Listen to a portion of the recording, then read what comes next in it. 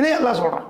அவர்களுக்கு மத்தியில் நீங்கள் நீதத்தை கடைபிடிப்பதற்கு உங்களுக்கு முடியவில்லை என்றால் என்ன, உன்னோட நிப்பாட்டிக்கிறங்க. அப்போ நீதத்திற்கு எவ்வளவு முக்கியத்துவம் பாருங்க. உங்களுக்கு திறமை இருக்கு, வாய்ப்பு இருக்கு, பொருளாதாரம் இருக்கு, எல்லாம் இருக்கு, இன்னொரு கல்யாணம் முடிச்சுக்கிறதுக்கு அதுக்கு உங்களுக்கு அனுமதி வழங்கப்பட்டிருக்கிறது, அதுல ஒன்றும் பிரச்சனை இல்லை. பட் ஆனால் அப்படிப்பட்ட நிலையில் கூட இறைவன் சொல்வது என்ன தெரியுமா? அல்லா தாதிலோ, அவர்களுடன் நீங்கள் நீதத்துடன் நடந்து கொள்வதை நீங்கள் பயந்தால் ஒன்னோட நிப்பாட்டிக்கிறங்க. அந்த அளவுக்கு அதுக்கு வலிமை இருக்குன்னு சொல்லிட்டு என்ன செய்தது அர்த்தம் இருக்கிறது.